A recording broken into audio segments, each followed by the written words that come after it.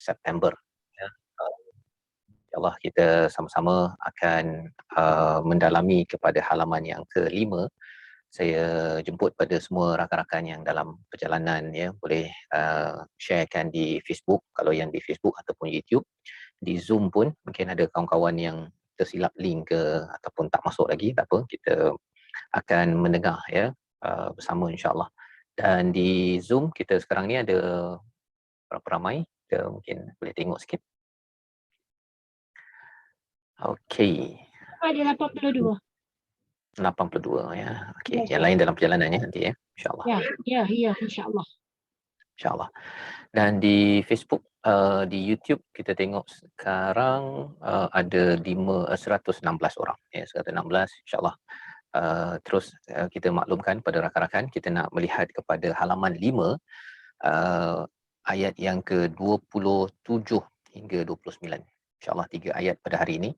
Tajuk ataupun ayat yang amat menarik, ya. Semua ayat menarik lah, ya, tapi kita nak tengok apakah ciri orang yang digelar sebagai al-fasiqin, orang yang derhaka kepada Allah Subhanahu Wa Taala di dalam surah Al-Baqarah ayat ataupun halaman yang kelima. Kita baca sama-sama, ya. Buka mushaf ke-5 ayat yang ke-27 hingga 29. A'udzu billahi minasy syaithanir rajim.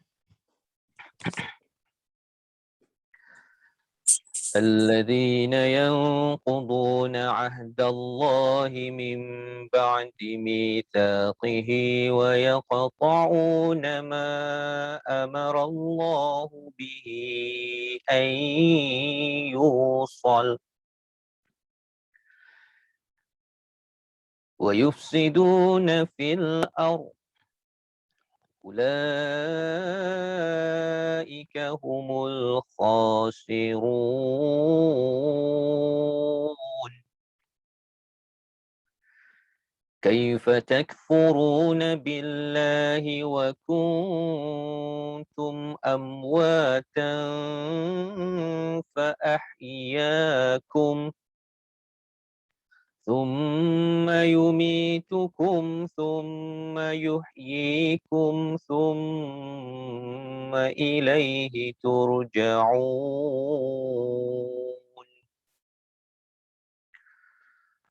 هو الذي خلق لكم ما في الأرض جميعا ثم استوى إلى السماء فسواهن 7 سماوات وهو بكل شيء عليم صدق الله العظيم. Surah Al-Azim, 3 ayat daripada surah Al-Baqarah sebentar tadi. Alhamdulillah, kita panjatkan kesyukuran pada Allah SWT. Kita jemput pada semua untuk bersama bergabung, ya, dan mungkin boleh di ruang komen itu maklumkan audio dan juga visual masing-masing jelas, ya, lokasi daripada mana, ya, untuk kita ta'aruf berkali-kali pun tak apa, tak ada masalah, ya, berkenalan berapa orang, ya, ataupun dah datang daripada mana, jelas audio dan visual, ya, insya-Allah.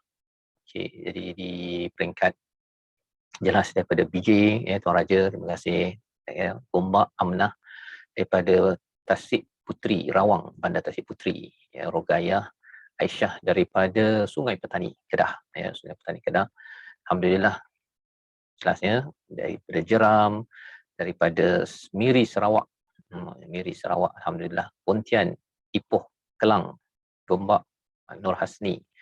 Okay, Muhammad Faris daripada Rawang, Kuala Nerus, Hafizah, okay, daripada Putrajaya, alhamdulillah, Gombak, semua clear, ya. Okay, dan di Facebook pun kita lihat ada daripada mana, Shah Alam, daripada Miri Sarawak, Wan Aminah, Kelang, Kajang, Asyah, kemudian ada Sutinam daripada Kuantan, Juliza Sufi Aimi, jelas, ya. Okay, Pontian. Okay, alhamdulillah, Bayan Baru pun ada, USJ, Kuching Sarawak, Raha, ya, Siti Rasni Azimah. Okey, alhamdulillah, terima kasih. Kalau kita doakan agar lancar sampai ke hujung program kita 6:45 insya-Allah. Dan pada hari ini kita sudah pun membaca daripada surah Al-Baqarah, surah yang paling panjang dalam Al-Quran, ya.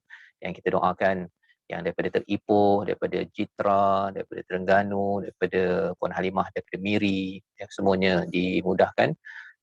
Seterusnya kepada tuan-tuan dan juga bagi organizer, ya. Uh, RH Qiraat Center, kita doakan diberikan kemudahan, diberikan barakah, usaha untuk menghidupkan program-program majlis ilmu yang sebenarnya kita tahu salah satu daripada doa pentingnya dalam Al-Quran, Rabbi zidni ilma. Tuhanku, tambahkanlah ilmu untuk kita, untuk kami, untuk aku, ya. Jadi itu doa yang diletakkan dalam logo RH Qiraat Center juga, ya, Rabbi zidna ilma. Jadi itu doa yang pendek, ya, pendek tetapi dalam 3 perkataan itu dia ada maksud yang amat besar, ya, amat besar. Rabbi itu maksudnya Tuhanku. Walaupun tak ada ya dekat ba tu, tapi sebenarnya maksudnya Tuhanku. Zidni, ya, tambahkanlah untukku, spesifik kepadaku. Ya, kalau zidna tu untuk semua, zidni ni untuk aku. Ilma, ilma ini lawan kepada jahil. Ya, jahil inilah yang kita akan tengok nanti, dan hari ini pun kita dah berjumpa dengan perkataan alim di hujung ayat 29 sebentar tadi, alhamdulillah. So daripada Macang, daripada Kota Baru, terima kasih semua, ya. An-Nur daripada mana ni? Okey. Syarifah Iman Maznah. Oh, ni tag kawan, tengok kawan. Okey. Kuala Ketil. Okey, seterusnya kepada semualah, yang berada pada hari ini. Alhamdulillah, daripada Kelang pun jelas. Kita doakan kita diberkati pada hari ini, dan ilmu yang ada ini dapat kita manfaatkan. Kadang-kadang kita mungkin tadabburnya sekali saja, kan, sekali ataupun 2 kali sepanjang hidup. Mungkin jumpa lagi, mungkin tak jumpa lagi dengan ayat tersebut untuk kita tadabbur, kan. Ataupun ada tadabbur, sesi tadabbur ada banyak je dekat internet dan sebagainya, tapi kita tak pun diberikan peluang untuk bertemu dengan YouTube ataupun artikel ataupun apa sahaja. Ya, pasal apa? Pasal sebenarnya jalan hidayah ini kita belajar daripada surah Al-Kahfi, dia bermula dengan iman. Ya, bermula dengan iman, kemudian barulah Allah tambahkan hidayah, dan kemudian Allah teguhkan hati kita dengan hidayah yang ada. Dengan hidayah yang ada, kuat semangat, kan, setiap minggu boleh melazimi Quran, setiap hari bersama Al-Quran, setiap hari boleh mengamalkan Quran. Yang itu perlukan ribat ataupun warabatna, ya, warabatna, kami meneguhkan ala qulubihim, warabatna ala qulubihim. Pasal hati kita ni berbolak-balik. Hati kita ni berbolak-balik sifatnya, dan apa kesan bolak-balik? Ya, kalau seorang ketua dekat pejabat itu, pagi keputusannya A, petang boleh jadi B. Kadang-kadang tak sampai petang pun, tengah hari boleh jadi B. Pasal apa? Hati kita ni berbolak-balik. Dan mengapa sifat berbolak-balik itu berlaku pada hati kita? Satu ialah pasal fizikalnya, kita ada pump darah kita, kan, masuk darah, keluar darah. Jadi itu prosesnya, loop itu. Jadi itu yang dia jadi begitu. Kalau tidak, kita ni tak bergerak hati kita, itu namanya sudah tidak berdegup. Kalau sudah tidak berdegup, itu maksudnya sudah kembali kepada Allah Subhanahu Wa Taala. Jadi sifat fizikalnya itu memberi kesan kepada spiritual. Okay, sifat fizikalnya itu memberi kesan pada spiritual, tapi ada orang yang berdegupnya itu dengan tenang. Ya, berdegupnya itu dengan tenang, maka insya-Allah hatinya sentiasa berada pada aras positif, mengingat kepada Allah Subhanahu Wa Taala. Ya, ala bi zikrillah, dengan mengingati Allah, tatma'innul qulub. Hati itu akan jadi tenang. Dia berdegup juga, berdegup, kan. Dia perlu pam juga darah apa sebagainya, tetapi dia tidak memberi kesan kepada jadi orang yang kadang-kadang baik, kadang-kadang tak baik, kadang-kadang tak baik, kadang-kadang baik, kadang-kadang baik, tak baik, kadang-kadang dapat hidayah daripada Allah, kadang-kadang tak dapat hidayah daripada Allah. Itu yang kita bincang pada minggu lepas. Allah menyatakan apa? Yudillu bihi kathira, ya, wa yahdi bihi kathira, ayat 26. Minggu lepas kita bincang, ya. Ada yang dia menjadikan sesat ramai, dan ada juga yang Allah beri hidayah kathira.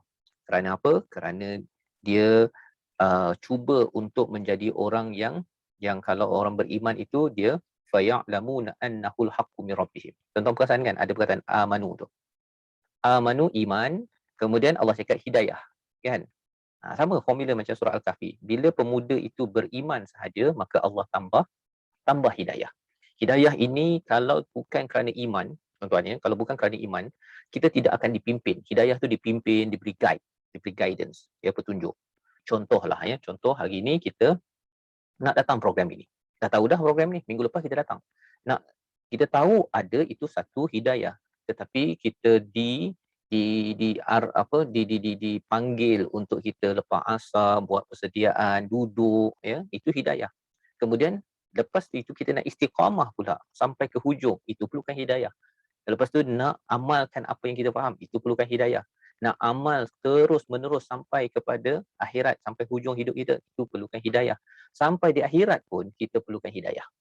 Ya, sampai akhirat pun kita perlukan hidayah, nampak jalan nak pergi ke syurga. Kalau tak nampak, boom, kan, dia akan jatuh. Pasal dalam perjalanan sirat itu, kalau siapa tak lepas jalan sirat tu ya, titian yang macam rambut dibelah 7 itu, kalau tak lepas dia jatuh, boom, dah habis dah. Ya, belum lagi nak pergi ke tempat destinasi stesen-stesen yang seterusnya. Jadi kita kena faham. Tadi saya tengok kat Facebook ada seorang ni, ibu ni dia minta doakan anak dia 1 tahun lebih dia berjalan dekat atas satu kawasan, tapi tiba-tiba dia punya bricks-nya itu terjatuh, anaknya terjatuh, mungkin ada 1 tahun lebih, ya, mungkin ada ruptured ataupun ada patah bahagian belakang dan sebagainya, sekarang dekat Colombia, ya. Itu kita betapa kita rasa macam dah okey pun boleh jadi begitu, apatah lagi kalau katakan itu besar ya, tempat yang besar, apatah lagi kalau katakan titian sirat. Yang kita doa, ihdinas siratal mustaqim, tunjukkanlah kami jalan yang lurus. Baik. Jadi alhamdulillah kita sudah review sedikit. Jadi Allah menyatakan wama yudillu bihi illal fasiqin. Ya, itu minggu lepas lah, ya, minggu lepas. Tidaklah yang disesatkan itu kecuali orang yang derhaka kepada Allah. Fasiqin itu orang yang derhaka. Mudahnya kita faham derhaka, yang tidak taat pada Allah Subhanahu Wa Taala. Jadi apa ciri orang yang derhaka? Kita boleh cakap derhaka itu ini apa sebagainya. Tapi kita tengok dalam ayat yang ke-27 hari ini, orang yang derhaka itu adalah orang yang merombak ataupun mencabuli, ataupun orang yang istilahnya yang qudun ini, yang merosakkan perjanjian Allah sesudah diperteguhkannya. Alladzina yanquduna ahdallah min ba'di mitsaqih, setelah diteguhkan. Ada perjanjian, ya, dia sudah berjanji dengan Allah, tetapi selepas dia memeterai perjanjian, kalau orang Islam ni apa perjanjiannya? Asyhadu an la ilaha illallah wa asyhadu anna Muhammadar Rasulullah. Itu perjanjian yang telah dimeterai. Kan? Macam orang minta kerja lah kan. Sebelum dia minta kerja, dia tak ada sign perjanjian, dia okey, dia relax tak datang kerja ke apa ke. Tapi once dia dah sign perjanjian, dia tertakluk pada peraturan dalam tempat kerja tersebut. Tak boleh pula kalau katakan bos panggil dia kata tak nak saya. Kan? Apalah bos ni bagi kerja je. Kan? Saya ni nak rehat juga. Tak boleh lah gitu kan. Pasal bos, ya, bos dah dapat dah perjanjian itu. Apa pasal kau pergi buat perjanjian? Kan? Dan kau berjanji ni pasal kamu nak dapat gaji. Lebih kurang begitu kan. Jadi kalau orang yang dah berjanji, dah sign perjanjian dekat tempat kerja, lepas tu bos kata pukul 9 pagi, kan, 9 pagi dia kata, okey tolong ambil check email, saya ada beritahu sesuatu. Alah bos, saya kat rumah ni. Kan. Kalau ada orang yang buat begitu, itu namanya pekerja derhaka. Kan. Pekerja derhaka. Pasal apa? Pasal dia dah berjanji, dia sendiri yang memungkiri janji tersebut. Jadi bila kita berjanji, orang Islam, 2 kalimah syahadah kita. Kita setiap hari asyhadu an la ilaha illallah wa asyhadu anna Muhammadar Rasulullah, itu kita berjanji. Ya. Dan lebih daripada itu, kita pernah berjanji di alam roh pada surah Al-A'raf Allah cerita.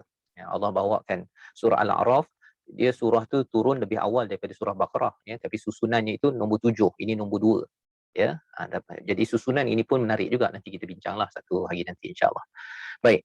Jadi ini ciri yang pertama. Ciri yang pertama apa? Merosakkan perjanjian yang sudah diperteguhkan. Jadi semua orang, dia ada 2 lah. Satu di alam roh sudah berjanji, masuk ke dalam dunia ini, terutama orang Islam, dia berjanji sekali lagi. Ya, dia dah berjanji. Dan bila berjanji dengan Allah ini, dia kena buat segala apa yang Allah suruh dia buat dan meninggalkan apa yang Allah larang. Macam dengan mak ayah lah kan. Ya, seorang itu sudah berjanji, okey saya akan jadi anak soleh, maka dia ikutlah cakap mak dia. Mak dia cakap apa, dia akan ikut kan. Selagi benda itu tidak tidak bersalahan dengan apa yang Allah sebutkan. Baik. Itu nombor satu. Nombor dua, wa yaqta'un, ya. Kalau kita tengok bahasa Arabnya, wa yaqta'u nama amarallahu bihi an yusal. Dan siapa yang derhaka tadi memutuskan perjanjian, ya, merosakkan perjanjian. Yang keduanya adalah memutuskan apa yang diperintahkan Allah untuk disambung. Ini menarik ni. An yusal, itu je. Apa yang disambung, apa yang perlu disambung? Sambung silaturahim kena sambung.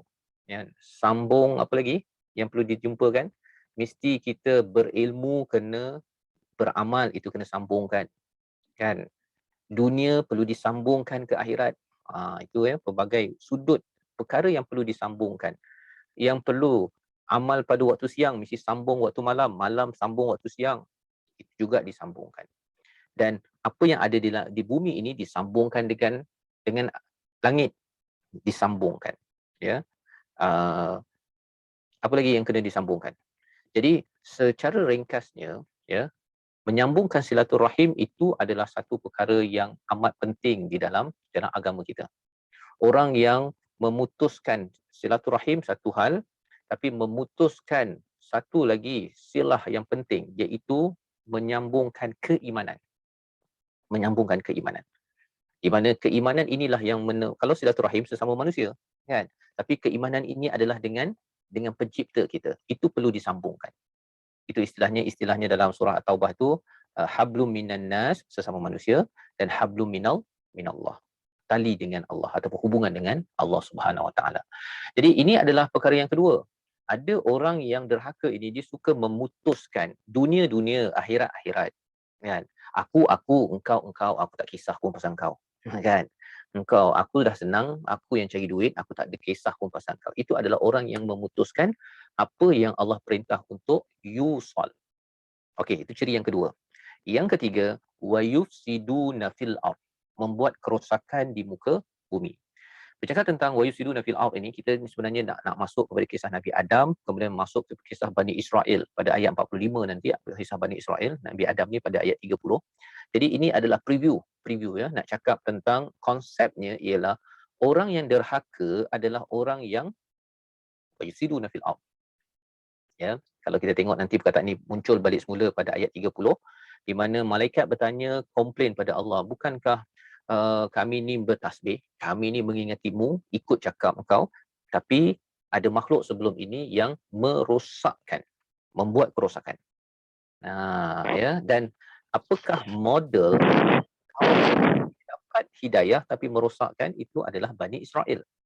Dan kisah Bani Israel ini sepanjang Quran ni berrata-rata disebabkan apa? Bani Israel ini menariknya tuan-tuan ya, ialah kaum yang dapat Alkitab. Macam kita juga dapat kitab. Tapi dia buat perangai. Dan adakah umat Islam sekarang ni buat perangai ke tak buat perangai? Apa komen tuan-tuan? Boleh komen sikit dekat ruang komen ke ruang chat tersebut. Orang Islam ni orang yang tak buat perangai ke orang yang suka buat perangai? Macam Bani Israel. Apa perangai tersebut? Kalau ada lah. Ya. Ada juga, kan? Apa yang dia buat perangai? Nanti kita belajar dia buat perangainya. Dia dulu tak baca At-Taurat. Baca Taurat tak faham. Kan? Apa lagi? Dah lama tak baca Taurat, tak cuba memahami je. Kan? Lepas tu dia cuba ubah-ubah pula. Dia suka menyoal. Benda tak berapa kena menyoal, dia soal. Benda yang perlu soal, dia tak nak soal. Kan? Itu nanti kita akan belajar. Surah Al-Baqarah ini akan cerita tentang perkara tersebut. Ya. Jadi ini adalah pencerahan daripada Allah bagaimana ciri hamba yang tidak taat ataupun derhaka dalam ayat yang ada ini. Okey, kemudian apa lagi yang disampaikan di sini? Wa yufsiduna fil ard ini sebenarnya kalau kita lihat dia maksudnya apa? Membuat kerosakan ini lebih-lebih lagi apabila seseorang itu ada kuasa dan ada harta dan ada kapasiti untuk membuat perubahan. Sepatutnya perubahan itu adalah kepada seramai mungkin orang kepada kebaikan, islah, tetapi dia membuat kerosakan. Kalau kita masih recall balik, iaitu ciri orang-orang yang sakit hatinya, dia selalu membuat kerosakan tapi dia tak berapa perasan. Jadi Allah ulang balik ciri hati yang sakit. Kemudian sekarang ini Allah cakap tentang orang yang fasik, orang yang derhaka, dan kemudian nanti Allah bawa pula macam mana ciri orang ataupun makhluk derhaka dalam syurga, ya. Dan kemudian bagaimana orang yang derhaka pada zaman Nabi Musa, orang yang pernah dulu. Pasal ada yang kata, alah itu iblis. Saya ni bukan iblis, saya ni manusia. Tengok pula orang yang bernama Bani Israel. Panjang tu, lebih kurang 17 muka surat nanti kita akan tengok berkaitan dengan Bani Israel. 17 muka surat, ya. Juz pertama tu lebih kurang, ini dah habis sikit ni, terus je. Terus menerus pasal Bani Israel, kisah itu ini yang kita nak belajar sedikit demi sedikit. Baik. Jadi di situ ulang Allah cakap di hujung itu, ulaika humul khasirun, inilah orang yang paling rugi. Inilah orang yang paling rugi. Kalau sebelum ini kita dah tengok, fama rabihat tijaratuhum wa ma kanu muhtadin, rugilah apa transaksi ataupun bisnes mereka. Kali ini Allah beritahu ulaika humul khasirun, ini confirm di chop, rugi, ya, loss. Kalau siapa yang main saham ke, ya, kalau dia katakan loss, kan, tak boleh lagi nak naik balik, nak untung, tak boleh dah, that's it, kan, habis dah. Jadi bila Allah cakap begini, satu dahlah orang tu derhaka, itu aktiviti dia dengan Tuhan, tetapi ini Tuhan pula beritahu bahawa kamu ni loss, ya. Dan kalau kita hafal surah Al-Asr, kita tahu innal insana lafi khusr, ya, sesungguhnya manusia itu dalam keadaan yang khusr. Maka bila cakap tentang khusr itu maksudnya ialah manusia ini rugi. Macam mana boleh jadi rugi? Kerana dia ini derhaka kepada Allah. Macam mana nak tahu derhaka dalam surah Al-Asr? Mudahnya dia tak buat 4 perkara lah. Tidak beriman, tidak amal soleh, nasihati dengan kebenaran, nasihati dengan kesabaran.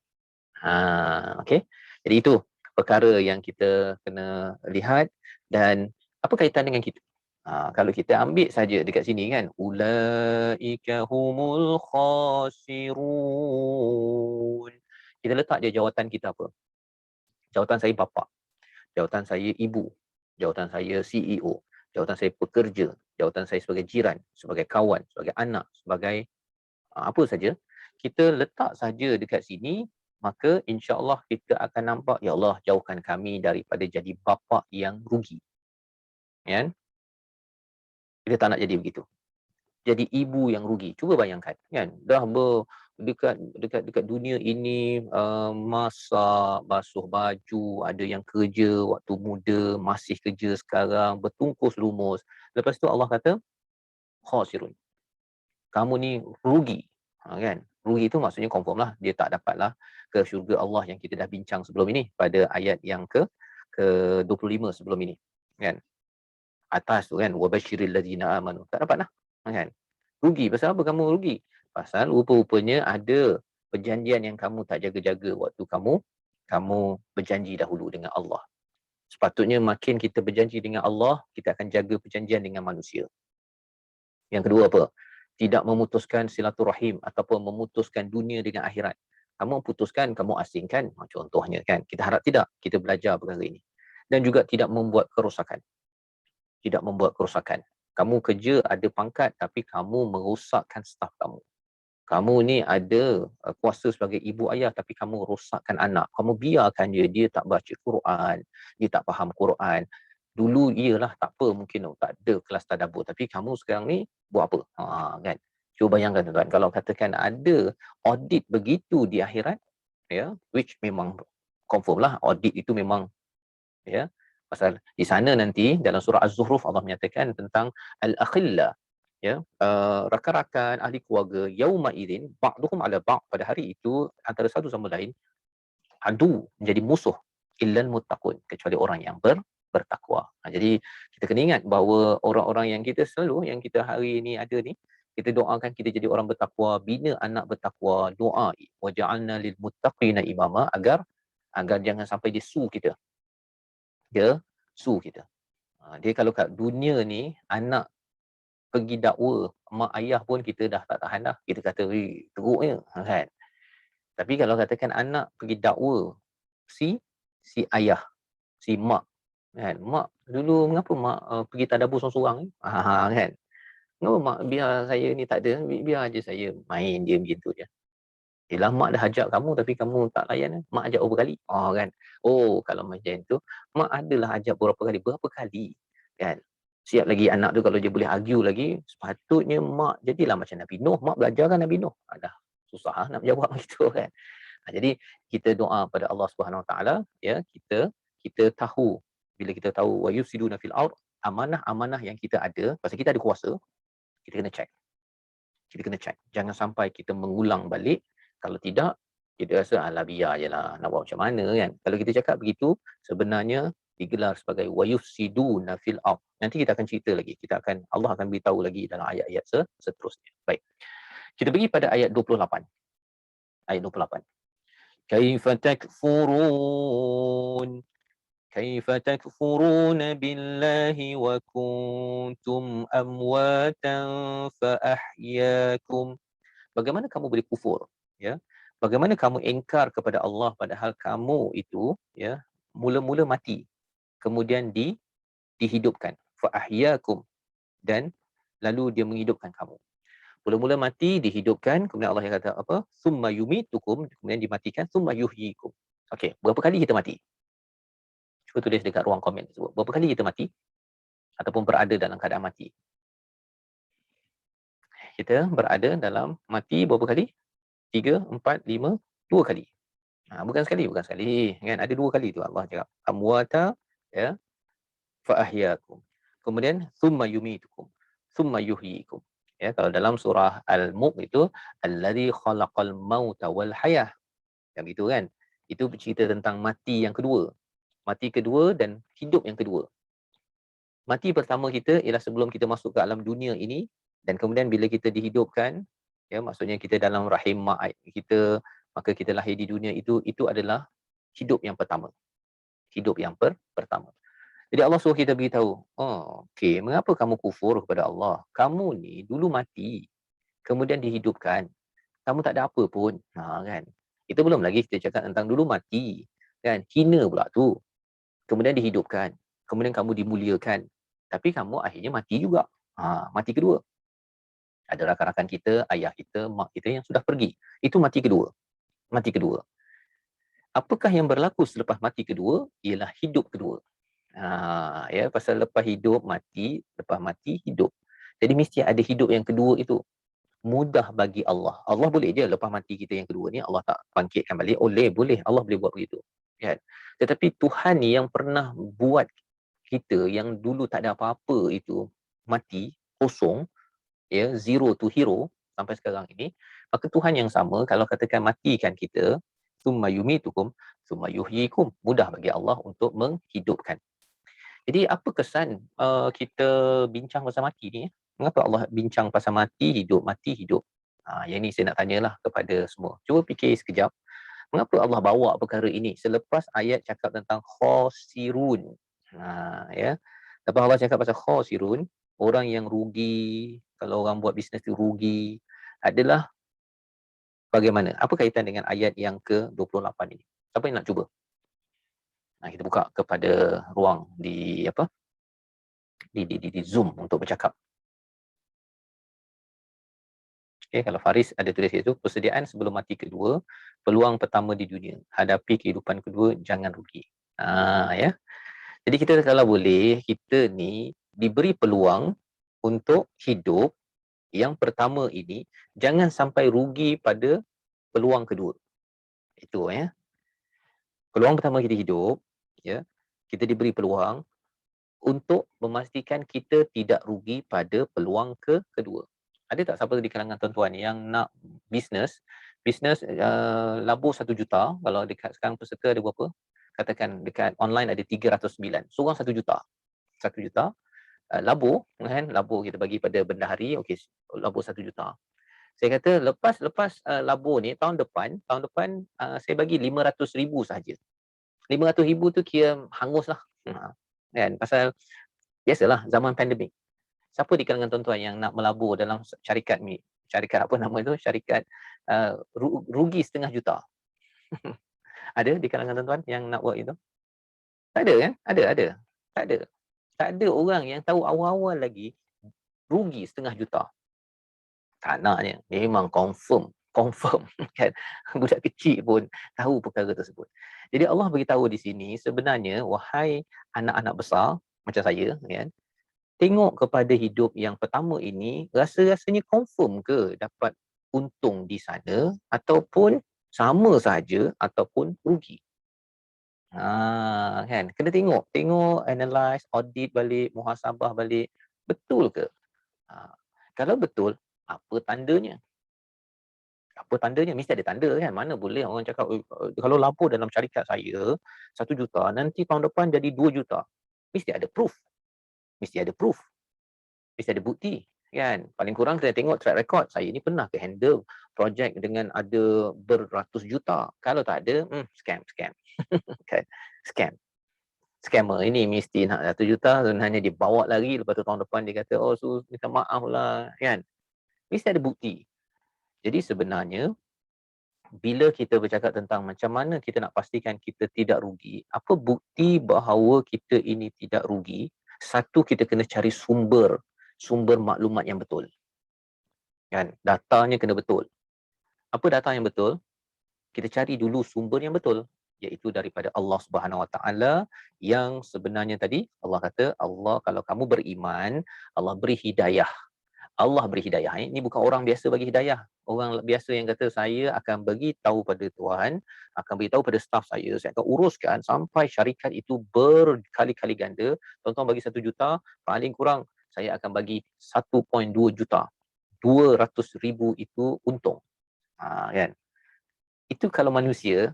Dalam zaman sekarang ni lagilah kita tahu bahawa ramai saja saham-saham yang merudum. Kan? Pasal apa? Pasal manusia tak tahu.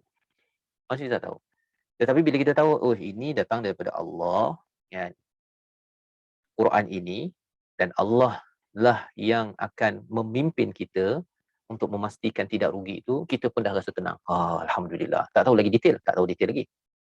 Kita dah tahu dah ini datang daripada Allah. Kecuali lah ada yang kata bahawa betul ke Quran ini daripada Allah. Kalau ada yang tanya gitu, dan kita kena jawab jugalah. Kan? Soalan hari ni, Quran ni betul ke daripada Allah? Siapa boleh jawab? Kita ambil sikitlah ruang kan. Ini kalau kita buat program inter-religious discussion tu, adalah soalan-soalan ini. Tapi tak apa, kita pun boleh tanya sesama kita. Pasal kita nak tahu juga betul ke Quran ni datang daripada Allah, apa buktinya? Kan? Apa buktinya? Siapa yang boleh berkongsi? Dekat type tu Faris saya cakap confirm hidayah dari Allah diterangkan dalam Quran. Okey, hidayah diterangkan dalam Quran. Ni Quran ni betul ke ini datang daripada Allah? Ini bukan ke bahasa Arab. Bahasa Arab banyak je buku-buku bahasa Arab, surat khabar bahasa Arab. Apa bukti bahawa ini datang daripada Allah? Kan? So, Tuan Raja dah jawab dah tu.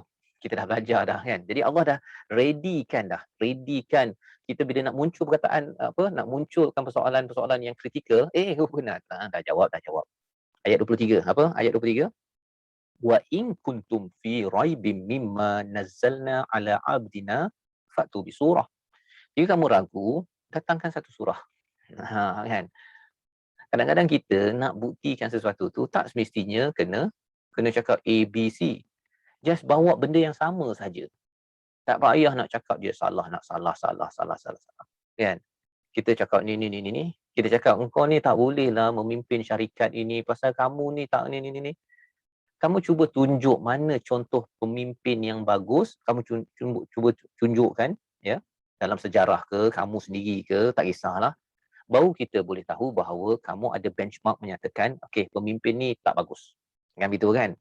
Ini cara berhujah sebenarnya. Menarik kan? Cara berhujah dalam Al-Quran.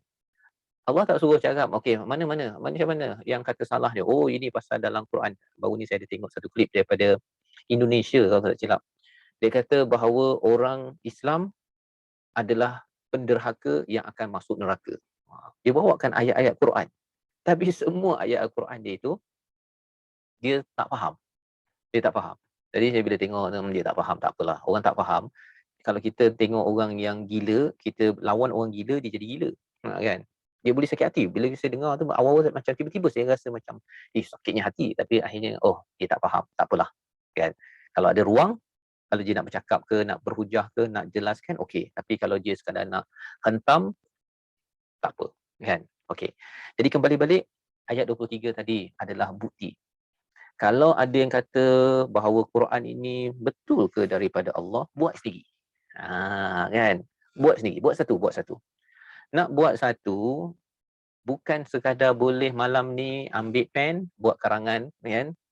Bahasa Melayu, bahasa Inggeris ke, pakai Google Translate. Kita letak dekat Facebook, bersedialah tuan-tuan kena kecam, ya, sampai mungkin sakit jantung pun ada, sampai Jabatan Agama pun boleh datang. Jabatan Agama boleh datang, tangkap sebagai ajaran sesat. Jangan main-main. Kan? Kalau ada yang ragu sampai dia rasa boleh kot, senang je nak buat macam Quran. Pasal Quran ini, kita dah bincang sebelum ni kan, dia adalah puncak dan orang yang berilmu pakar segala-galanya satu dunia ni dibawakan untuk buat, tak mampu sampai hari ini. Sampai hari ini. Jadi, dah siapa yang buat tu? Yang kita tahulah bahawa ia bukan datang daripada Nabi Muhammad SAW yang orang Arab, kan? Dan bukan orang-orang Arab semua bijak pandai ulama apa sebagainya nak cuba buat, tak boleh. Kita tahu ia adalah datang daripada Allah. Simple. Allah bagikan cara berhujah ataupun cara berfikir yang makcik dekat ujung kampung pun, yang tak belajar tinggi pun boleh fikir, betul lah, kan? Kalau pandai sangat, makcik ni orang kampung, tak pandai sangat, kamu pandai sangat, buatlah satu. Itu. Kalau tuan-tuan jumpa orang begitu, ya, jumpa orang yang jenis suka berhujah, dia cakap Quran ni dan Quran ni tak betul, buat satu. Dia tak mampu kan buat satu. Dan dalam sejarah ada orang yang suka cuba nak buat satu, kan? Macam Musailamah Al-Kadzab, bersedia sampai sekarang orang menggelarkannya Al-Kadzab, penipu. Tuan-tuan siapa nak dapat Al-Kadzab, label penipu, cuba buat. Tak naklah kita buat ni kan, tapi nak ceritanya betapa Quran ni dia punya cara dia encrypt tu, ya, untuk berhujah itu memang mantap. Baik. Kita pergi balik semula. Jadi kaifa takfuruna billahi wa kuntum amwatan fa ahyaakum. Jadi kita dah selesa, kan, bahawa betul lah, baiklah saya gunakan peluang hidup pertama ini agar tidak rugi, ikut kepada perkataan daripada Allah, dan inilah kitabnya. Kalau saya ragu, bawakan bukti ataupun bawakan surah yang sama, tak mampu, ya Allah, aku akan ikut ini. Aku akan ikut yang ini. Kalau ikut yang ini, confirm. Kita akan yuhyikum, yang kedua itu, kehidupan yang kedua, summa ilaihi turja'un, dan kepadanya kamu semua akan kembali. Menyebabkan apa? Menyebabkan kita akan membuat persediaan. Tapi kita ambil sedikit ya, kalau kita tengok kat sini, Allah kata apa? Kuntum amwatan fa ahyaakum. Mati, dihidupkan. Summa yumitukum, dia mematikan kamu, kemudian dia menghidupkan kamu, kemudian kepadanya kamu kembali. Perkataan yang digunakan sini ini, dia lebih kurang perkataannya Allah direct kepada orang yang bercakap, ya, Allah dan kita, ya, ataupun kepada orang yang kufur kepada Allah, direct, ya. Bila direct itu maksudnya apa? Allah nak beritahu jangan kamu menjadi orang yang rugi ketika Allah bagi peluang. Allah tengah cakap direct, ya, direct kepada kita.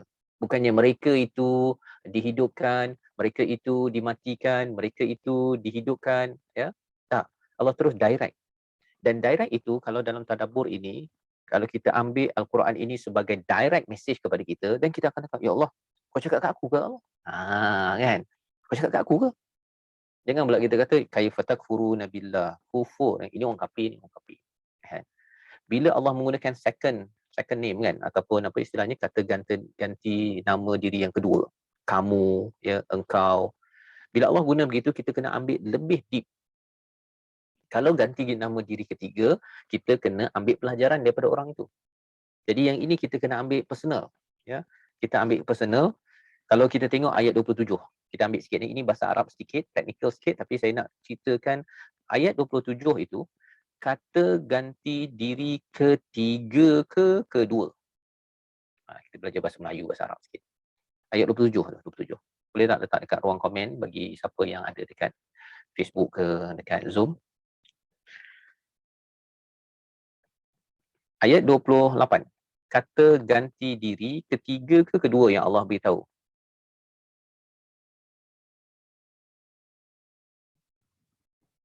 Boleh letakkan di ruang komen. Ayat 29. Ayat 27. 27.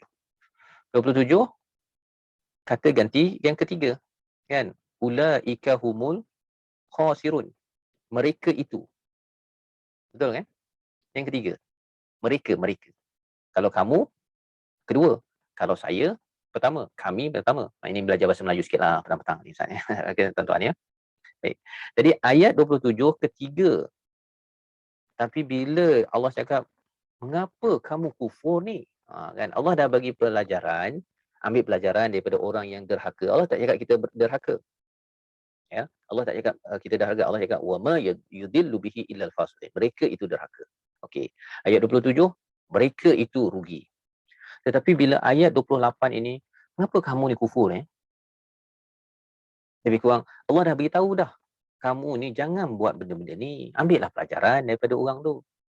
Kan betapa lembutnya Allah menyampaikan peringatan kepada kita. Kan? Cara Allah menyampaikan itu. Macam seorang mak lah cakap pada tu. Kamu tengok anak orang tu. Dia dapat 3E. Kan? Dia tak belajar apa sebagainya. Ya? Kamu janganlah jadi begitu. Kamu belajarlah. Kan begitu kan? Kan lembut mak cakap gitu. Tapi kalau mak cakap, kamu dah pendahaka.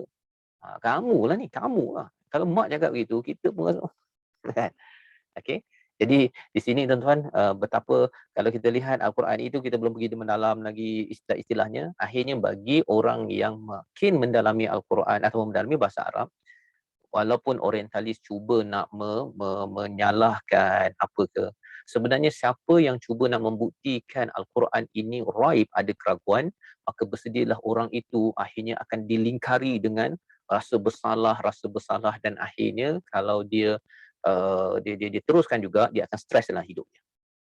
Pasal apa? Pasal lawan dengan ilmu yang benar ialah macam kita lawan gunung. Tuan-tuan tahu lawan gunung? Tak puas hati dengan gunung ataupun tak puas hati dengan awan, kan? Awan, mengapa kau datang ke sini? Kan? Lawan pun dia datang, dia simbah, kan? Kalau nak bagi hujan, nak bagi banjir. Buat apa nak lawan? Kan? Itu baru angin, awan dan gunung. Ini adalah pencipta awan gunung yang beri perkataan ini. Tak payah lawan, kan? Tak payah lawan. Kalau nak lawan juga, cuba buat dan kita tahu, oh, okeylah, kan? Kalau saya yang tak pakar sangat bahasa Arab ni, mungkinlah awal-awal lagi dia retreat dah, tak nak dah buat surah yang sama. Tapi orang yang bijak pun panggil segala-galanya, mustahil ia berlaku dan tidak akan berlaku. Ya, itu dah janji Allah. Sebabnya selagi tak ada orang berjaya, tuan-tuan, itu mukjizat. Mukjizat, kan? Allah dah cakap yang kita baca sebelum ni, fa illam taf'alu wa lan taf'alu. Kamu tak mampu buat dan kamu tidak mungkin akan buat. Itu yang kita tahu bahawa siapa yang berani buat, silakan. Kan? Itu sahaja sudah menyebabkan kita, kalau ada orang Kristian ke, orang mana-manalah yang cuba mencabar bahawa Quran ni betul ke, dia nak bincang fakta-fakta, kan? Nak bincang fakta-fakta. Fakta itu dia kadang-kadang boleh selewengkan. Ya, pasal kita mungkin tak sempat nak tadabbur semua ke apa ke. Tetapi asasnya ialah kita tahu bahawa ini adalah benar. Dengan penghujahan-penghujahan. Dan sepanjang Quran memang Allah akan bawakan banyak lagi. Dalam surah Al-Isra, Allah bawa banyak macam mana nak berhujah. Quran ini memang datang daripada Allah SWT. Baik. Jadi kita tengok dahulu kepada soalan kalau ada. Kita berhenti dahulu 2 ayat. Soalan di Zoom kalau ada yang nak tanya, ataupun kalau di ruang komen tu pun, kalau ada, saya tak perasan, mungkin boleh di-highlightkan. Okey.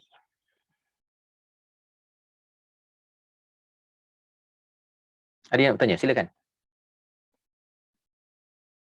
Assalamualaikum Ustaz. Waalaikumsalam warahmatullahi. Saya dari Subang Jaya. Ustaz, ayat 28 tu Ustaz kata dahulunya kita mati sebelum dilahirkan, kemudian kita dihidupkan di dunia. Maksudnya sebelum dahulunya kita mati, maksudnya bukanlah kita ni datang daripada syurga, lepas tu kita turun ke dunia, lepas tu kita mati balik ke alam barzah, bukan. Maknanya kita ni bukan datang dari syurga, maknanya kita mati sebelum ni. Mati. Baik. Terima kasih Ustaz. Nabi Adam pun sama juga. Sebelum dia hidup, dia mati dulu. Dia tak ada apa-apa. From nothing. Kan? Kita pun sama juga. Kita from nothing. Cuma dia kan ada dia punya asal usulnya kan. Kita bukan tiba-tiba muncul. Nabi Adam saja yang tiba-tiba muncul. Allah ciptakan daripada tanah. Tapi kita ini datang daripada asalnya itu makanan, akhirnya jadi sperm, ovum, bercantum dan akhirnya hidup dengan izin Allah. Tapi awalnya itu jagung, nasi yang ada tu lah kan. Tak hidup pun. Tak hidup bernyawa macam kita lah. Dia hidup sebagai tumbuhan tu, itu hidup yang lain kan. Ini yang Allah maksudkan di sini adalah kehidupan bernyawa. Jadi kita bukan daripada syurga kan, tetapi nenek moyang kita memang di syurga dahulu. Dan bila nenek moyang, sebenarnya kita satu keluarga dengan nenek moyang Nabi Adam dan Hawa. Maksudnya Allah sedang menawarkan kepada kita untuk silalah balik kampung. Tak nak balik kampung ke? Kan? Pergi kat sana lagi best. Itu tentang sejarah kita. Ya, malah kita akan masuk pada sejarah kita ini pada ayat 30 pada minggu hadapan, insya-Allah. Okey. Ada soalan lain? Bagus, ada soalan. Kalau tak ada soalan, saya ada banyak soalan. Okay. Tapi kita tengok dulu masa kita terhad. Silakan. Ada soalannya, Umi Kalsum. Saya baca dulu. Bila dalam Quran terjemahan, Ya Muhammad, maksudnya refer diri kita sendiri. Kalau ada Ya Muhammad, ya, dia biasanya dalam kurungan biasanya kan. Itu maksudnya apa? Allah mengingatkan kepada Nabi spesifik kan. Tetapi dalam masa yang sama juga Allah mengingatkan kita sebagai umat Nabi. Itu cara kita tadabbur. Yang khusus Ya. dan umum. Apanya? Dia ada khusus, ada umum, itu merujuk kepada kes. Maksudnya kalau macam sekarang ini Allah cakap kaifa takfurun, mengapa kamu semua ni kufur? Kan. Itu umum lah. Tapi kalau ka contohnya ya, surah Yunus ataupun surah apa? Kitabun anzalnahu ilaika mubarak. Kan surah Sad ayat 29. Kitab Al-Quran ini diturunkan kepadamu. Ka itu maksudnya khusus kepada Nabi Muhammad. Tetapi adakah dia diturunkan kepada kita? Ia diturunkan kepada Nabi Muhammad secara khusus, tetapi ia juga diturunkan kepada kita untuk kita ambil manfaatnya sama macam Nabi ambil manfaatnya sebagai umat Nabi. Bukan sebagai Nabi. Ka tu bukan maksudnya Nabi kan, tapi bila Nabi dengar, saya kena ambil take it personal bahawa saya kena tadabbur dan tazakur ayat Al-Quran dalam surah Sad ayat 29. Kita sebagai umat Nabi Muhammad bila baca ayat tersebut, kita akan baca kitab ini diturunkan kepadamu. Mu tu siapa? Awalnya Nabi Muhammad, tapi dia juga adalah untuk saya ini umat Nabi Muhammad. Kalau saya ini betul nak kata claim umat Nabi Muhammad, saya akan ambil personal ayat yang sedang Allah beritahu ini. Kitab Al-Quran ini diturunkan untuk ditadabbur dan juga diambil tazkirah daripada kitab. Jadi itu cara, ya. Cuma bezanya apa? Bezanya kalau ka dengan kum itu ka singular, mufrad. Kum itu jamak, banyak. Ya. Psikologinya apa? Psikologinya bila jamak, ya, bila plural, macam contohnya ayat ini kan, ayat 28 ni, kaifa takfuruna billah. Bagaimana kamu ni ramai-ramai ni kufur kepada Allah? Apa psikologi ataupun sosiologi tentang ayat ini? Ada tak siapa-siapa yang boleh berkongsi? Mana tahu ada dapat pernah belajar ke dekat tempat lain. Apa psikologi, sosiologi bila benda itu dalam bentuk jamak? Allah tak cakap kaifa takfur, tapi Allah cakap kaifa takfurun. Ada siapa-siapa nak berkongsi? Silakan. Boleh Ustaz. And di Zoom. Ya, siapa? Ada. Yang buka mic tu boleh? Ada. Okay, Faris. Kalau jamak dia maksudnya kita semua kenal macam kalau seorang dia macam dia seorang je kenal. Tapi kalau kita semua macam kita semua terasa lah macam seorang cikgu kan dia cakap kamu semua ni, so macam tak adalah orang macam yang tak rasa ni aku ni bukan aku ni. So bila ramai-ramai tu macam kita semua yang tak ada yang terkecuali. Jadi tidak terkecuali. Satu. Yang keduanya ialah apa? Bila ramai, maksudnya apa? sesama sendiri, dia boleh mempengaruhi antara satu sama lain untuk kufur kepada Allah Subhanahu Wa Taala. Sesama sendiri dia boleh memberi kesan pada orang lain. Itu istilahnya sosiologi, bukan psikologi, sosiologi. Psikologinya ialah dia tak kufur, dia kata betul ya Allah, kan. Aku ni sebenarnya nak untung. Bila dia masuk kawan-kawan dia, kan, bila dia mengumpatnya, akhirnya dia terjerlus, tahu terjerlus kan? Dia tertarik kepada kekufuran. Contohnya, alah kau ni nak tunjuk baik, baru dengar tadabbur, setiap minggu dah jadi ustazah konon kan, dah jadi ustaz. Dah jom kita pergi huha-huha sikit. Kawan boleh menarik kita kepada kufur tersebut. Kawan boleh mengata, alah kan kubur masing-masing kan, buat apa nak ni, tak apa. Dunia dulu, akhirat janganlah campur-campur. Perkataan itu bila kita rasa, lama betul jugalah, takkan aku nak hilang kawan aku, pun ikut.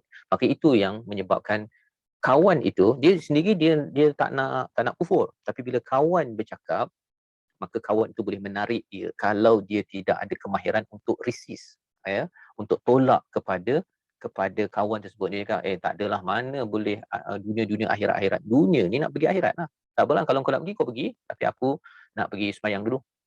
Begitu kan. Cara bercakapnya itu dia memahami bahawa Allah dah ingatkan dah bahawa kalau bentuk jamak dalam bentuk kolektif, dia mempunyai sosiologi yang berbeza. Sosiologi tuan-tuan tahu kan? Sosiologi ini ialah kesan sosial. Tekanan, ya, dinamik dia, perubahannya. Jumpa kumpulan yang baik, okey, dia akan jadi baik. Tapi kalau jumpa kumpulan yang kufur, dia akan tarik, ya, dia akan tertarik kepada kufur itu. Ini perkara yang kita kena beri perhatian. Baik. Ustaz, ya. nak tanya sama ada yang ini pun ada kaitan dengan ayat di mana Allah Ta'ala sebut Allah tidak mengubah nasib sebuah kaum kecuali kaum itu mengubah nasib dia sendiri. Dia jamak juga kan. As a group kan? Ya. As a group. As a group. Okay. Maksudnya mengapa perlu macam ini kan? Kumpulan ini datang kalau di online sekarang 297, di Facebook, di YouTube, di Zoom ada berapa sekarang Tuan Raja? 160. Ya. Kan? Apa kesan kalau katakan yang datangnya 2 orang, Tuan Raja dengan Aunty, dengan Datin, kan? Kemudian dekat Facebook ada seorang je. Kan? Saya lah orang je, kan? Yang tengok diri sendiri bercakap. Rasanya minggu depan kita teruskan lagi ke? Dalam diri ada cakap, saya akan teruskan istiqamah kan. Tapi minggu depan Tuan Raja kata, excuse me, saya tak dapat datang lah, saya ada kerja. Contohnya kan.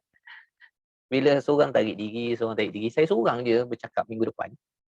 Psikologinya ialah saya kuat semangat. Tapi bila sosial tidak support, kan, tidak support. Tuan-tuan datang hari ini, dia adalah satu usaha. Istilahnya apa? Nak budu. Kita ni beribadah bersama-sama. Saya bercakap lah kan, tuan-tuan dengar. Tapi dua-duanya beribadah.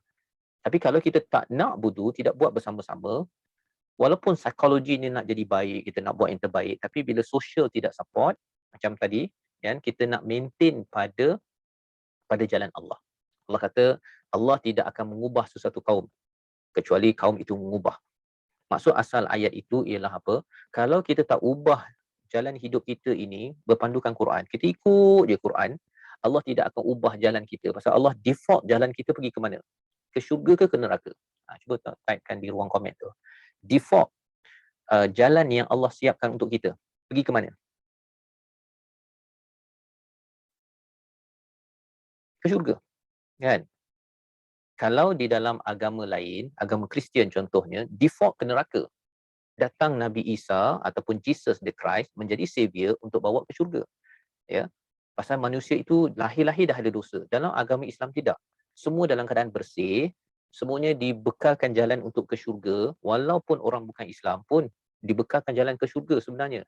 Tapi pasal dia ubah, ayahnya ubah, kan, maknya ubah. Jadi bila dia ubah, maka dia akan lari daripada dia punya rail. Kan? Sepatutnya Allah dah beritahu dah, kamu lahir atas muka bumi ni, tak kisahlah agama apa pun, tapi kalau kamu ikut balik kepada jalan asal, kamu confirm masuk syurga. Tetapi ada orang ubah. Kan? Nak tahu ubah ke tak ubahnya, sepatutnya kalau dulu Allahu Akbar bila katakan lahir. Kan begitu kan? Allah Maha Besar, Allah Maha Besar. Ayah azankan. Sepatutnya ialah lepas itu besarkan Allah lagi. Kitab paling besar adalah Quran. Tapi lepas tu dia ubah. Kitab paling besar, kalau saya dulu kitab yang besar engineering. Contohnya kan. Kitab yang kecil, kitab Quran ni tengoklah hujung-hujung minggu, malam Jumaat baru baca. Nanti jadi kitab tu jadi kecil. Itu namanya Allah tidak mengubah. Allah tidak akan ubah orang itu kepada neraka. Tapi orang itu, kaum itu dia saling menolong untuk, jangan kita ubah sikit. Tak payahlah. Belajar bersungguh-sungguh untuk kerja. Nak ke syurga tu nanti. Dia ubah. Patutnya kita belajar bersungguh-sungguh untuk kita ke syurga. Kan? Di dunia ini Allah akan jaga kita. Kan? Pasal betapa ramai orang yang belajar macam-macam tapi kerja lain-lain macam. Kan? Tak pun belajar engineering jadi engineer. Contohnya. Baik. Jadi itu menerangkan tentang mengapa kalau tuan-tuan belajar bahasa Arab, kalau jamak dan juga mufrad ini, dia memberi pandangan yang luas tentang bagaimana ilmu psikologi dan ilmu sosiologi. Tuan-tuan kalau rajin baca buku-buku tentang perkara tersebut, akan menjadi amat menarik. Baik. Kita teruskan dengan ayat yang ke 29. Boleh ya? Kalau boleh letak thumbs up kat dalam ruang masing-masing tu. Kat ruang komen ke apa ke. Sudah bersedia? Sudah? Okey. Baik, masya-Allah. Auzubillahi minasyaitonir rajim, ayat 29. Huwallazi khalaqa lakum ma fil ardi jami'a thumma istawa ila as-sama'i fasawwahunna sab'a samawat wa huwa bikulli syai'in alim. Dialah yang menjadikan, ya. Dialah yang menjadikan untuk kamu segala apa yang ada di bumi. Ma fil ardi jami'a. Kemudian dia menuju dengan kehendaknya ke arah langit, ya. Terjemahan ni tak berapa tepat, ya. Ke arah langit, ya. Tsummastawa ila sama, ya. Lalu fasawwahunna, lalu dijadikan, disempurnakan 7 langit dengan sempurna. Wa huwa bikulli syai'in alim, dan dia amat mengetahui pada setiap perkara, dia amat mengetahui. Okey, ayat ini adalah ayat kesinambungan daripada tadilah offer daripada Tuhan. Kan dia dah cakap kan bahawa offer daripada Tuhan apa? Kita nak pastikan kita tak nak jadi rugi pada hidup yang kedua. Hidup pertama kita tengok best betul makan mangga contohnya. Best betul makan lychee, best betul makan apa? Makan nasi ayam penyet ke whatever lah. Best. Kita kalau boleh tak nak lower, downgrade lagi apa yang best dekat sini bila sampai hidup kedua. Kan? Ia sebagai satu perjuangan. Macam tadilah, invest dalam company, tak nak jadi lebih rugi. Tak ada orang yang istilahnya apa, gila kan, yang dia kata tak apalah saya bagi 1 juta, tak apa nanti awak pulangkan 500,000. Kalau dia nak infak tak apa, tapi ini yang memang nak invest, dia tak kisah. Kalau ada di kalangan tuan-tuan yang nak buat begitu, beritahu saya. Kan? Untung banyak kan, scammer memang suka kepada orang yang tak kisah, bagi 1 juta pulang 500,000, itu pun kalau pulang. Baik, jadi bila kita dah tahu dah, oh Allah suruh kita untung, kan, pasal kita akan kembali, kan, Allah bagi return. Bila kita return kepada Allah, return yang lebih untung, yang lebih gembira, yang lebih bagus, yang lebih bahagia, whatever lah yang tuan-tuan suka itu, positif itu, Allah kata summa ilaihi turja'un, kamu akan kembali. Kalau kita buat persediaan kembali itu adalah persediaan yang mantap, maka kita dapatlah yang mantap. Kalau kita tak buat persediaan untuk hidup yang kedua, maka rugilah. Ya. Jadi Allah mula membawakan kepada kita di bumi ini, ya, di bumi ini apa hakikatnya?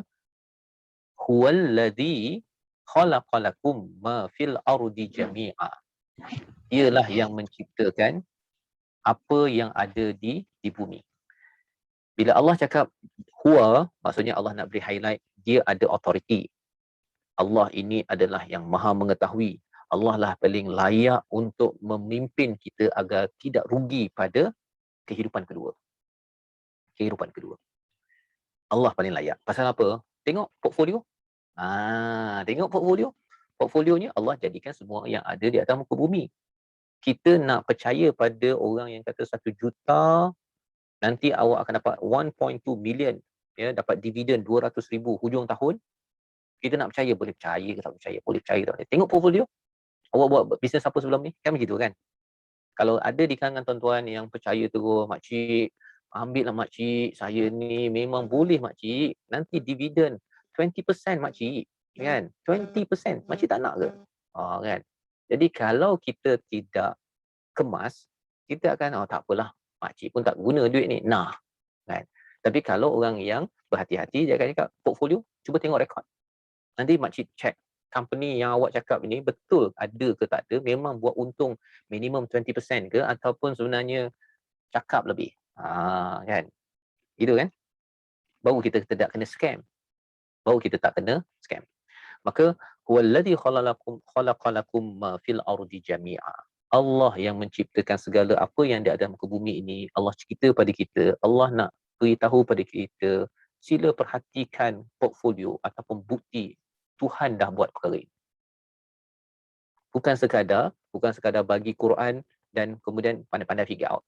Kan? Pasal tadi kita cakap, betul ke kalau janji Allah ni betul? Kan?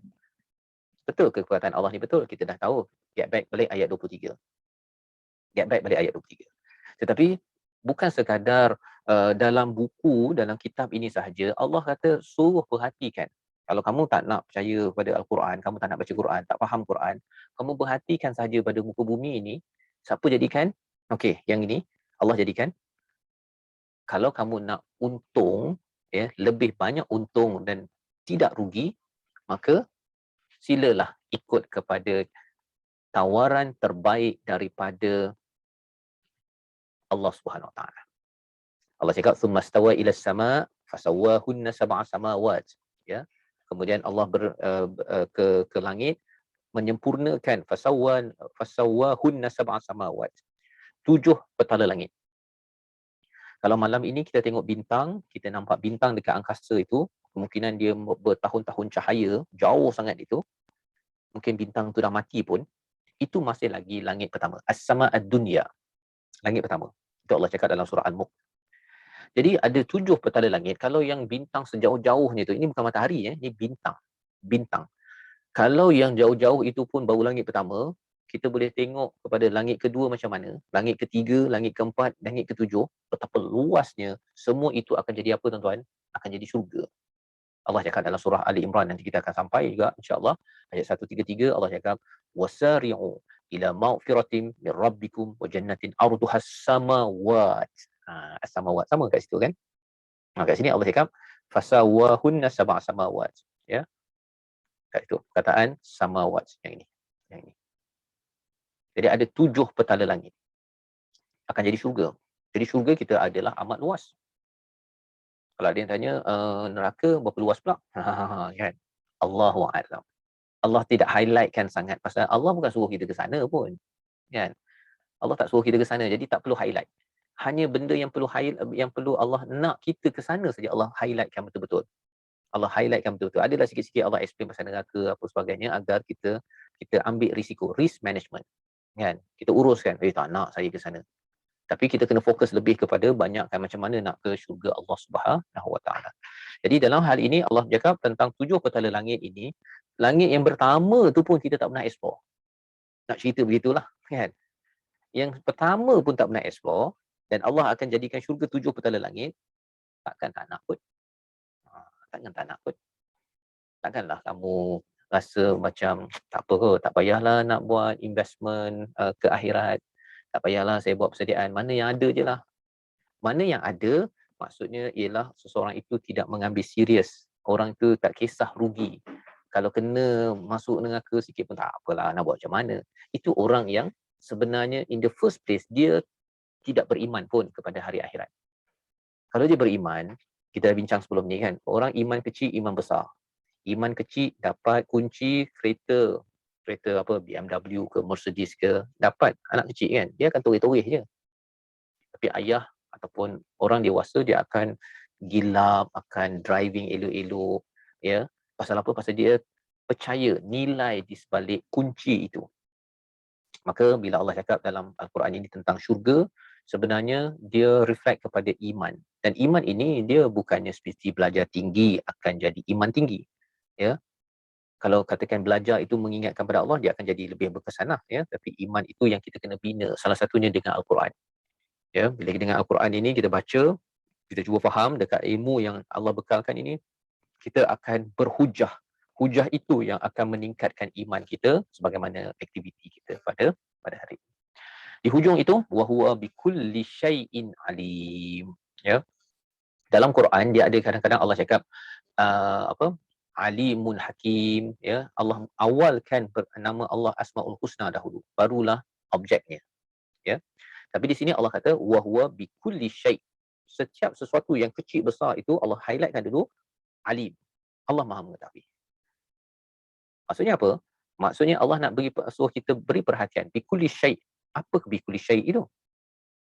Setiap benda kecil-kecil Allah tahu kita ini buat apa. Kan?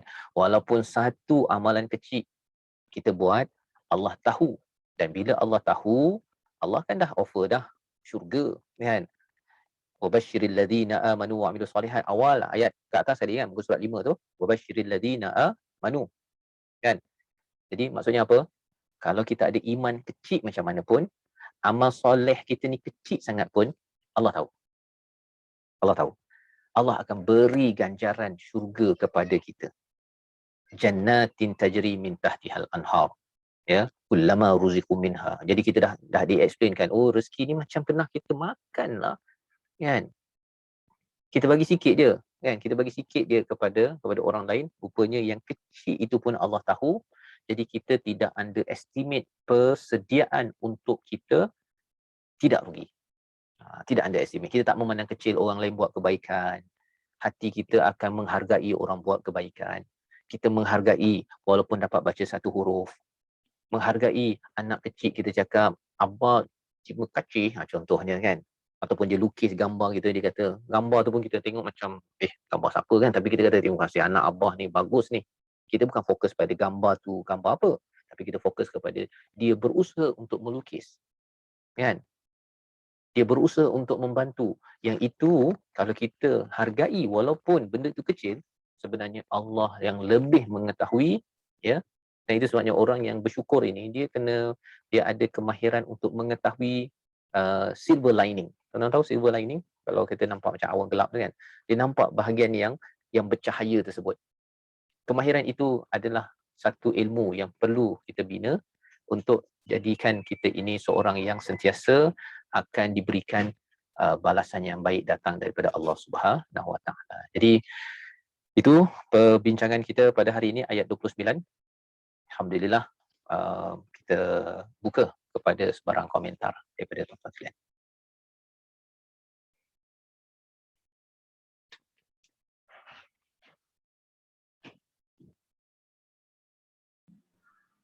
Assalamualaikum Ustaz. Assalamualaikum. Ayat 29 tu kan, dia sebut situ bilas sama itu, kemudian pasal wahun nasab asamawat, tapi dia jadi 7 lapis langit lah situ kan, 7 petala langit, 7 lapis kan. Tapi bumi tak ada ke? 7 lapis bumi tak ada 7. Tak ada. Dalam Quran tak ada 7 lapis bumi, tak ada. Dulu ada saya dengar kata 7 petala langit, 7 petala bumi. Itu dalam buku novel kot. Tak tahu lah, saya ada dengar. Tapi dalam Quran tak ada pun bumi tu di kalimah jamak kan? Tak ada. Itu. Ard tu satu je lah. Dia tak ada ardun ke apa. Tak ada. Pasal dia memang satu je. Pasal kita punya bumi ni, bumi kita ni memang kecil sangat. Kecil sangat. Tapi kecil-kecil pun, kita lagi kecil. Tapi Allah kulli syai'in alim. Allah tahu apa yang kita buat sampai dalam hati kita, Allah tahu. Kan? Macam kita yang kita kata wa yusiduna fil ard. Maksudnya situ umum kan.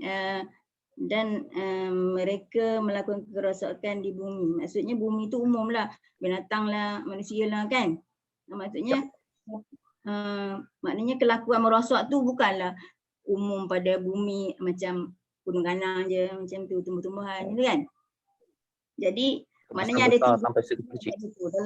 Dalam ayat 27 tu ada 3 perkara. Pertamanya dia merosakkan janji dengan Allah, kemudian memutuskan perintah Allah, kemudian merosakkan bumi. Maknanya bukanlah ketiga-tiga tu baru jadi ulaika humul khasirun. Macam tu.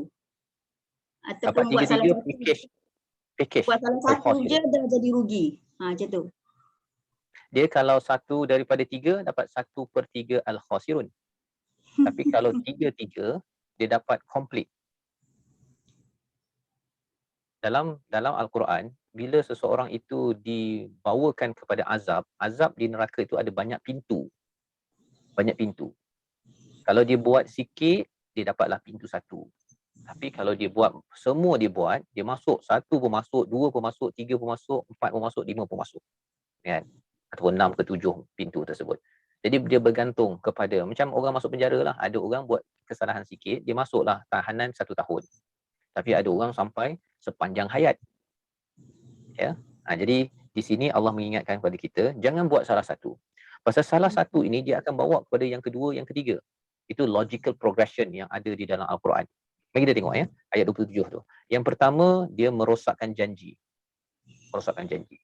Merosakkan janji ini contohnya kalau kita dah janji asyhadu alla ilaha illallah asyhadu anna muhammadar rasulullah, dah janji dah Allah, saya saksi tiada Tuhan. Kalau kau panggil aku akan pergi.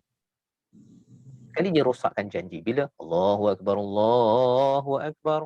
Nanti kejap. Ada benda lebih penting, meeting. Itu dah merosakkan perjanjian.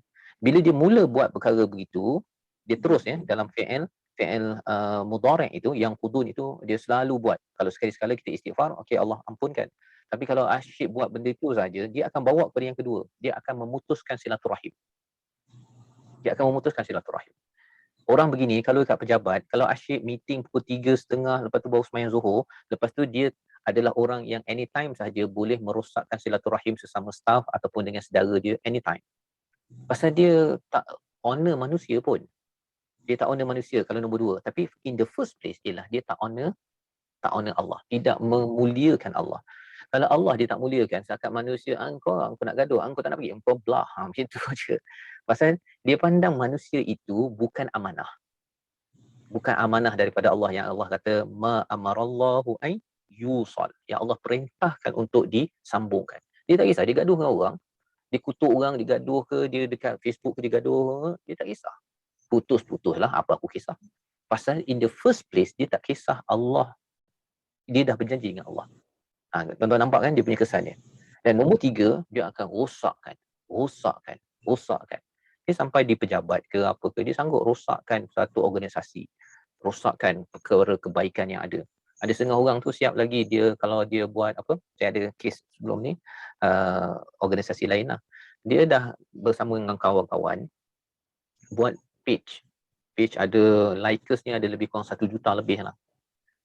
Jadi bila dia dah bergaduh sesama sendiri, kan, apa ni dia buat? Dia delete Facebook yang ada berjuta-juta orang. Dan orang tanya, mengapa kau buat gitu?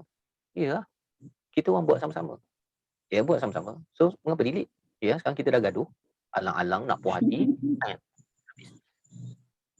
Kan, itu contohlah kalau katakan Facebook tadi, tapi ada orang yang sanggup untuk bakar.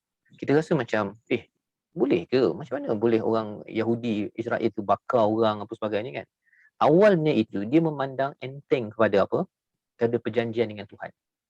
Dia rasa, what does it matter? Dia tak nampak benda itu sebagai perkara yang penting. Itu sebabnya tuan-tuan ya, 3 perkara tu dia kalau mula yang pertama dia akan bawa pada yang kedua. Yang kedua akan bawa pada yang ketiga. Dan kita akan terkejut, orang ni boleh bakar orang, boleh bakar bangunan, boleh bakar Facebook tadi tu contohnya kan, dia dah buat sama-sama, macam tu saja. Orang tu jadi macam orang yang tak siuman. Itu sebabnya Allah kata orang ni memang rugi betul. Ya. Jadi pertanyaan tadi, kalau katakan kita buat salah satu tu dia akan membawa pada yang kedua, yang ketiga. So jangan kita benarkan diri kita buat nombor 1 tu. Kalau terbuat, kita kena istighfar banyak-banyak macam Nabi Adam yang kita akan tengok pada minggu depan, halaman yang ke-6 insya-Allah. Okey, terima kasih Ustaz. Baik. Assalamualaikum Ustaz. Assalamualaikum. Ustaz, saya nak tanya satu soalan boleh? Ya. Okey, adakah kalau kita mengelakkan diri kita daripada berkawan dengan orang yang negatif, kita dikatakan memutuskan silaturahim? Kawan yang negatif tu maksudnya macam kawan yang boleh membawa kita ke arah kemungkaran macam tu lah. Dia mengelak berkawan dengan memutuskan silaturahim dua perkara yang berbeza. Memutuskan silaturahim, kita tak nak bercakap kerana kita memusuhi. Kalau kita mengelakkan tadi itu kerana kita tidak mahu kemungkaran itu berlaku. Tapi kalau dia buat baik, kita kena sokong dia cepat-cepat. Kena bercakap dengan dia cepat-cepat. Pasal kita tahu kekuatan kita dekat mana. Kan? Ada orang yang dia tak nak kawan kepada rakan dia ajak pergi pub contohnya. Pergi disco. Kan? Bukan je dia memutuskan silaturahim, dia tak nak pergi disco je. Tapi kalau kawan dia kata, jom kita pergi makan dekat kedai, pergilah.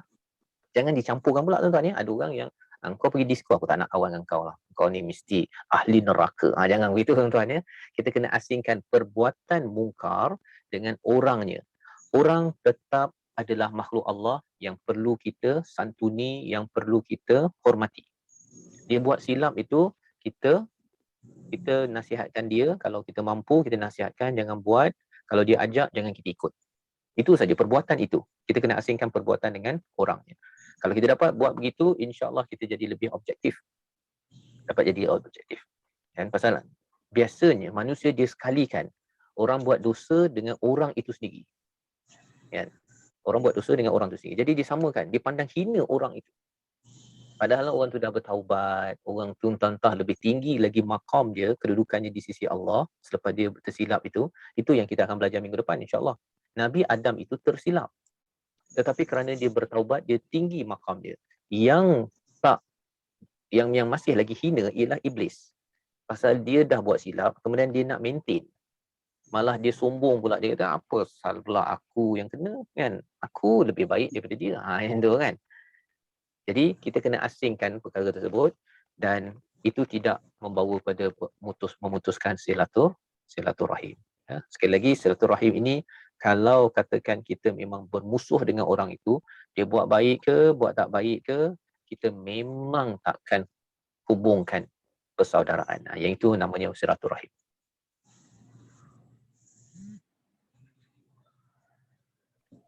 Terima kasih Ustaz. Kita ada 5 minit lagi. Kalau ada siapa nak bertanya verbal dan dalam masa yang sama kita nak lihat kalau ada di Facebook soalan-soalan, nanti mungkin kita boleh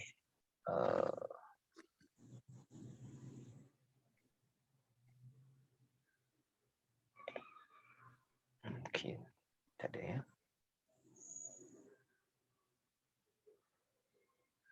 Okey, kalau tak ada maksudnya kita berhenti pada hari ini. Kita ucapkan ribuan terima kasih kepada semua ya yang bersama. Ada ya, kalau ada saya pada banyak komen yang dah jatuh ke bawah.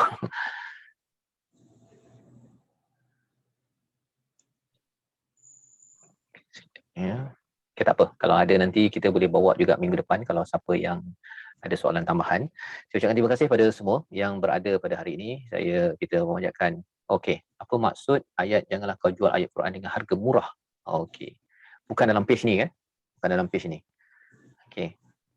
Tapi secara ringkasnya jual dengan harga murah tu bukan maksudnya pergi jual harga Quran RM30 kita jual harga RM15, bukan macam tu ya. Ataupun ada yang kata bahawa jangan jual Quran kan. Pasal apa? Pasal Quran tak boleh dijual dengan harga murah. So, jual dengan harga mahal. Bukan begitu juga ya. Kalau jual harga mahal maksudnya pergi beli kat Karangcraft tu tak ada harga RM30 ni. Semua harga RM3,000. Pasal nak kena harga mahal. Ya. Maksud jual dengan harga murah itu adalah transaksi ya. Nilai yang ada dalam Quran itu, kebenaran yang ada dalam Quran itu ditukarkan dengan sesuatu yang berharga murah iaitu kebatilan. Kebatilan. Hak ini mahal, batil itu murah. Ya.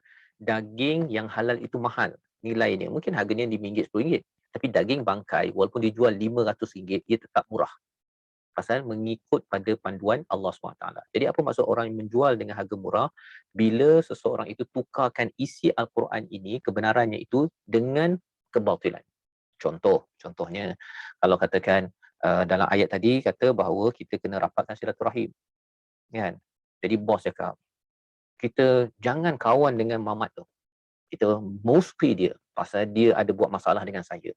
Awak kena putuskan hubungan dengan dia. Kalau awak tak putuskan, saya akan potong gaji awak. Kan? Jadi kita pun rasa, alamak, macam mana ni saya nak gaji saya ni? Jadi bila kita putuskan hubungan, itu maksudnya kita menggantikan kebenaran yang ada, suruh rapatkan silaturahim dengan satu yang murah, iaitu kebatilan. Kerana pasal nak duit punya pasal, kan? Jadi kita pun, okeylah bos, saya sokong je lah bos. Jadi menjual dengan harga yang murah itu bila kita tahu kebenaran yang ada, al-haq, kita tukarkan dengan sesuatu yang murah, namanya kebatilan. Jadi itu maksudnya agar kita belajar kebenaran daripada Al-Quran ini. Harganya mahal tuan-tuan. Nak tahu mahal tak mahal, nanti sampai ke akhirat nanti baru kita terkejut. Banyaknya saya punya akaun pahalanya kan, dengan ganjaran syurga yang apa sebagainya. Macam mana saya dapat ni Allah? Pasal rupa-rupanya tuan-tuan belajar kebenaran dan memperjuangkan kebenaran. Belajar satu, kita perjuangkan. Itu sebabnya watawasau bil haqq watawasau bis sabr.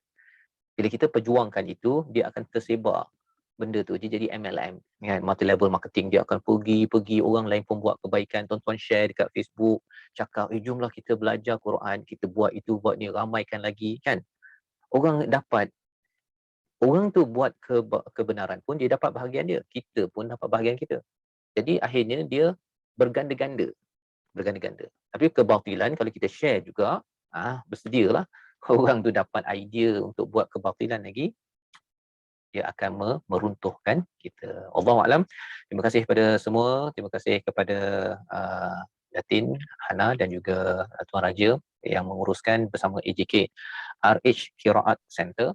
Tuan-tuan yang memberi sokongan, kita doakan kita dapat bertemu lagi minggu depan. Kisah menarik Nabi Adam. Kisah Nabi Adam dia amat dekat kepada diri kita sebenarnya. Mengapa kita ini perlu dipahami oleh cikgu-cikgu terutamanya, PDPR, mak ayah dekat rumah. Kita kena betul-betul ajak cikgu-cikgu minggu depan ya memahami konsep pendidikan dalam Al-Quran pada muka surat 6 insya-Allah. Okey, terima kasih semua. Qauli hadza wa astaghfirullahaladzim. Terima kasih Assalamualaikum. Ustaz. Terima kasih Ustaz. Terima kasih banyak. Terima kasih banyak Ustaz. Jazakallah Ustaz.